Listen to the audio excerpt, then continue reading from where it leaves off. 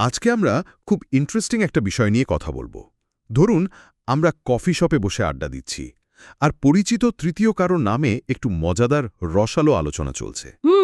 এটা তো আমাদের দৈনন্দিন জীবনের খুব চেনা একটা ছবি। আমরা সবাই কম বেশি এই কাজটা করি। একদম।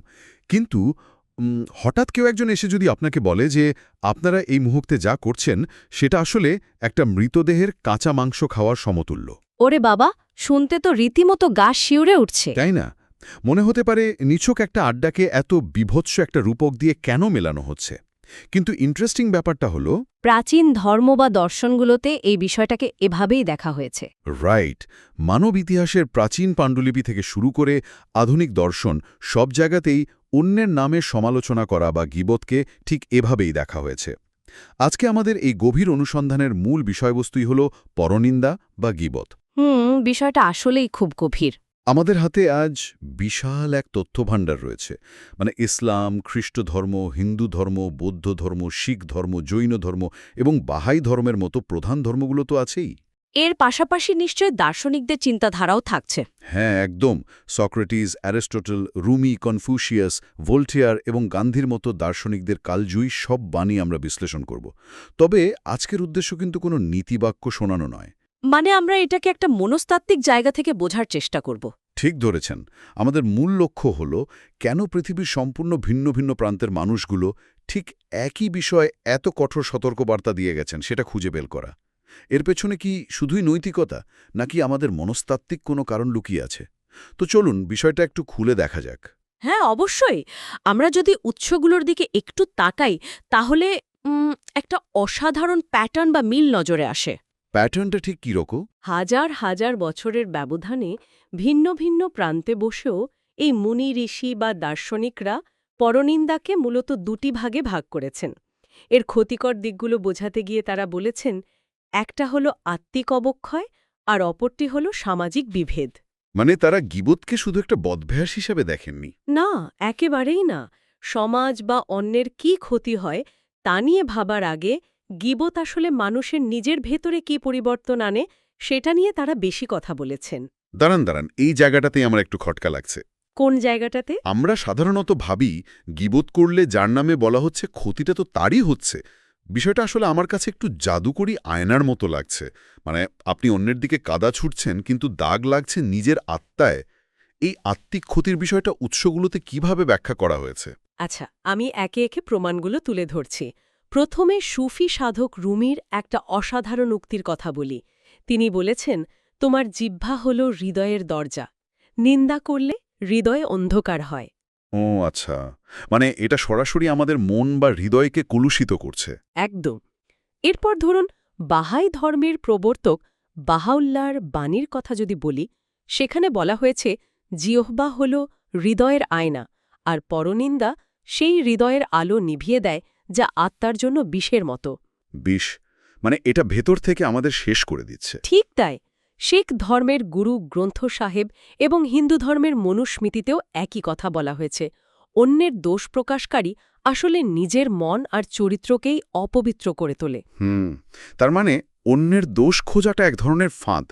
আমি আধুনিক চিন্তাবিদদের দৃষ্টিকোণ থেকে বলি, মহাত্মা গান্ধী বলেছেন, অন্যের দোষ খুঁজতে ব্যস্ত মানুষ নিজের উন্নতি হারায়। হ্যাঁ, এটা একটা মনস্তাত্ত্বিক ফাঁদই বটে। আবার কনফিউশিয়াসের মতে মহৎ মানুষ নিজের ভুল দেখে আর ক্ষুদ্র মানুষ অন্যের ভুল খোঁজে। গীবত মানুষকে নিজের আত্ম-উন্নয়নের পথ থেকে সরিয়ে দেয়, তাই তো? একদম ঠিক বলেছেন। যখন আপনার পুরো মনোযোগ অন্যের ত্রুটির দিকে থাকে তখন নিজের দুর্বলতা নিয়ে কাজ করার সুযোগই থাকে না। রাইট। আচ্ছা, আত্মিক ক্ষতির বিষয়টা তো পরিষ্কার হলো। এবার সমাজের দিকে আসি। মানুষের ভেতরের এই অন্ধকার কিভাবে বাইরের জগৎকে বা সমাজকে ধ্বংস করে? এখানে সবচেয়ে ইন্টারেস্টিং ব্যাপারটা হল পরনিন্দা কিভাবে সমাজের আস্থাকে ভেঙে দেয় তা বিভিন্ন ধর্মে অত্যন্ত কড়া ভাষায় বলা হয়েছে। ওই যে শুরুতে আমি একটা রূপকের কথা বলেছিলাম, মৃত ভাইয়ের গোশত খাওয়ার ব্যাপারটা। হ্যাঁ, ইসলাম ধর্মে কোরআনের সূরা আল হুজুরাতে এই শক্তিশালী রূপকটা আছে। গীবাত করাকে নিজের মৃত ভাইয়ের গোশত খাওয়ার সাথে তুলনা করা হয়েছে। এটা দিয়ে আসলে মানুষের মর্যাদাহানির তীব্রতাকে বোঝানো হয়েছে। শুনতে কতটা ভয়াবহ লাগে। শুধু তাই না, সহিহ মুসলিমের হাদিসেও বলা হয়েছে যে গীবাত হল ভাইয়ের সম্পর্কে এমন কিছু বলা যা সে অপছন্দ করে। অন্য ধর্মগুলোতে এই বিভেদের বিষয়টা কিভাবে এসছে? বাইবেলের প্রভার্বসের সূত্র ধরে বলা হয়েছে পরনিন্দাকারী আসলে ঘনিষ্ঠ বন্ধুদের মাঝে বিচ্ছেদ ঘটায়। এটা মানুষের ঐক্যের পথে অনেক বড় একটা বাধা। আর বৌদ্ধ ধর্মে? বৌদ্ধ ধর্মে ত্রিপিটকে সম্যক বাক বা রাইট স্পিচের একটা দারুণ ধারণা আছে। সেখানে স্পষ্ট বলা হয়েছে বিভেদ সৃষ্টি করে এমন কথা বলা থেকে বিরত থাকতে হবে। আমি তো অবাক হচ্ছি, এত ধ্বংসাত্মক হওয়া সত্ত্বেও আমরা কেন এটা করি? মানে মানুষ হয়তো অন্যের নামে নিন্দা করে সাময়িকভাবে একটা দল বা জোট তৈরি করতে চায়, একটা উই ভার্সেস দেম মানসিকতা। হ্যাঁ, মানুষ ভাবে এতে হয়তো সামাজিক বন্ধন দৃঢ় হচ্ছে, কিন্তু বাহাই ধর্মের দৃষ্টিভঙ্গি, বিশেষ করে ইউনিভার্সাল হাউস অব জাস্টিসের কথা যদি ধরি, সেখানে বলা হয়েছে সত্যিকারের ঐক্যের জন্য নিন্দা নয়, বরং উৎসাহ ও সহযোগিতার পরিবেশ প্রয়োজন। তার মানে অন্যের দোষ চর্চা করে যে জোট তৈরি হয় সেটা আসলেই টেকে না। একেবারে না। গীবাতের ওপর ভিত্তি করে তৈরি হওয়া জোট কখনোই টেকসই সমাজ গড়তে পারে না, কারণ সেখানে আস্থার কোনো ভিত্তিই থাকে না। বুঝতে পেরেছি। আচ্ছা, এখানেই বিষয়টা সবচেয়ে আকর্ষণীয় হয়ে ওঠে। আমরা অনেক সময় ভাবি, আরে আমি তো শুধু মুখেই বলেছি, কাউকে তার মারধর করিনি। হ্যাঁ, আমরা কথার আঘাতকে খুব একটা পাত্তা দিই না। রাইট, কিন্তু শব্দ তো কোনো ফাঁকা আওয়াজ নয়। আমার কাছে মনে হয় এটা একটা ধারালো অস্ত্রের মতো। একদমই তাই। দার্শনিক আর আধ্যাত্মিক গুরুরাও কথাকে শারীরিক কাজের মতোই শক্তিশালী মনে করেন। আপনি জৈন ধর্মের দর্শনের দিকে তাকানে অবাক হবেন। সেখানে কি বলা আছে? জৈন ধর্মে অহিংসা শুধু কাজেই নয়, কথাতেও প্রযোজ্য। মানে কটুবাক্য বা অন্যের নিন্দা করাও এক প্রকার হিংসা বা ভায়োলেন্স। দারুণ একটা পয়েন্ট। শব্দ দিয়েও যে মানুষের ওপর ভায়োলেন্স হতে পারে, এটা আমরা ভুলেই যাই। গ্রিক দার্শনিক অ্যারিস্টোটেলের বাণীটা এখানে খুব মিলে যায়। ওই যে মহৎ মন আর ক্ষুদ্র মনের বিষয়টা। হ্যাঁ, মহৎ মন ধারণা নিয়ে আলোচনা করে, আর ক্ষুদ্র মন মানুষ নিয়ে আলোচনা করে। মানে আমি যখন কারো নামে খারাপ কথা বলছি, আমি আসলে নিজের ক্ষুদ্রটাকেই প্রকাশ করছি। আধুনিক চিন্তাবিদ ভলতেয়ারও ঠিক এই কথাটাই বলেছেন, যে অন্যকে ছোট করে সে আসলে নিজের দুর্বলতাই প্রকাশ করে। মানে এটা একটা ইনসিকিউরিটির লক্ষণ। একদম। বাহাই ধর্মের হিডেন ওয়ার্ডসে একটা দারুণ কথা আছে। নিজে পাপমুক্ত না হওয়া পর্যন্ত অন্যের পাপ নিয়ে ব্যস্ত হওয়াটা এক ধরনের ভণ্ডামি। সত্যি, আমরা তো কেউই ভুলের ঊর্ধ্বে নই। রোগের কথা তো অনেক হলো, এবার একটু ওষুধের কথা বলা যাক। হ্যাঁ, সমাধানটা জানা খুব জরুরি। আমরা কিভাবে এই প্রবৃত্তি থেকে নিজেদের রক্ষা করতে পারি?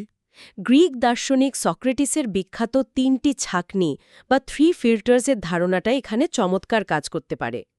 3 ফিল্টার্স, বিষয়টা একটু বুঝিয়ে বলবেন? হ্যাঁ, সক্রেটিস বলেছেন কোনো কথা বলার আগে 3টি প্রশ্ন করতে হবে। প্রথম ছাঁকনি হল, এটি কি সত্য? মানে আমি নিজের চোখে দেখেছি কিনা। রাইট। দ্বিতীয়টি হল, এটি কি ভালো বা কল্যাণকর, মানে কথাটা কারো উপকারে আসবে কিনা। আর তৃতীয়টি হল, এটি বলা কি খুব প্রয়োজনীয়। ও, মানে যদি কোনো কথা এই 3টির মাপকাঠিতে না টেকে, তবে তা না বলাই শ্রেয়। একদম। এতে দেখবেন আমাদের 90% অপ্রয়োজনীয় কথাই ফিল্টার হয়ে যাচ্ছে। কিন্তু আমার এখানে একটু পুশব্যাক আছে। সবসময় কি একদম ইতিবাচক থাকা সম্ভব? ধরুন কেউ আসলেই একটা মারাত্মক ভুল বা অন্যায় করছে, যেটাতে মানুষের ক্ষতি হচ্ছে, তখন আমরা কি করব? আমরা কি চোখ বন্ধ করে থাকব? এটা খুব সুন্দর একটা প্রশ্ন। না, চোখ বন্ধ করে থাকতে বলা হয়নি।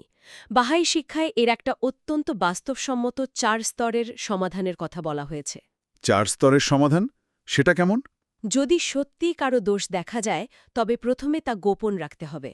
এরপর তার গুণাবলীগুলো খুঁজতে হবে, যাতে তার প্রতি আমাদের দৃষ্টিভঙ্গি পুরোটা নেতিবাচক না হয়ে যায়। আচ্ছা, কিন্তু যদি একান্তই তাকে সংশোধন করার দরকার হয়? তখন সবার সামনে নিন্দা করা যাবে না। আব্দুল বাহার বাণী অনুযায়ী ব্যক্তিগতভাবে সদয় পরামর্শ দিতে হবে এবং ভালোবাসা দিয়ে তাকে সাহায্য করতে হবে। মানে উদ্দেশ্য হতে হবে মানুষটাকে শুধরানোর সুযোগ দেওয়া? ঠিক, যে কোনো আলোচনা হতে হবে উন্নয়নমূলক, ধ্বংসাত্মক নয়। তাহলে এই সব কিছুর অর্থ কী দাঁড়াচ্ছে? বর্তমান যুগে, বিশেষ করে সামাজিক যোগাযোগ মাধ্যমের এই সময়ে এসে এটা নিয়ে আমাদের নতুন করে ভাবা উচিত। হ্যাঁ, সোশ্যাল মিডিয়ায় তো এখন ট্রোল করা বা আউটরেজ কালচার একটা দৈনন্দিন বিনোদনে পরিণত হয়েছে। একদমই তাই। মানুষ একটু ভুল করলেই আমরা তার দোষ চর্চা শুরু করে দিই। সেখানে এই প্রাচীন সূত্রগুলো আমাদের মানসিক শান্তি আর একটা সুস্থ সমাজ গঠনের জন্য যে কতটা প্রাসঙ্গিক সেটা আজকের এই আলোচনা থেকে খুব ভালোভাবেই বোঝা যাচ্ছে। আমাদের সত্যিই সচেতন হওয়ার সময় এসেছে। পর্বটা শেষ করার আগে আমি সম্পূর্ণ নতুন একটা ভাবনার খোরাক দিয়ে যেতে চাই। বলুন। একবার কল্পনা করুন তো, যদি আগামীকাল সকাল থেকে আমরা সবাই মিলে সক্রেটিসের ওই 3টি ছাঁকনি, মানে কথাটি সত্য কিনা, ভালো কিনা আর প্রয়োজনীয় কিনা, এটা পুরোপুরি মেনে চলা শুরু করি, তবে আমাদের দৈনন্দিন কথাবার্তার ঠিক কতটুকু আর অবশিষ্ট থাকবে? মনে হয় খুব বেশি কথা আর অবশিষ্ট থাকবে না। রাইট। আর চারপাশের ওই হঠাৎ নেমে আসা বিশাল নীরবতার মাঝে যখন অন্যের দোষ খোঁজার কিছু থাকবে না, তখন আমরা নিজেদের মন সম্পর্কে নতুন কি আবিষ্কার করব? এটা সত্যিই খুব গভীর একটা চিন্তার বিষয়। এই চিন্তার জায়গাটিতেই আমরা আজকের অনুসন্ধান শেষ করছি। চারপাশের এই কোলাহল থামিয়ে একটু নিজেদের ভেতরের আয়নাটাকে নতুন করে আবিষ্কার করার চেষ্টা করাই যায়।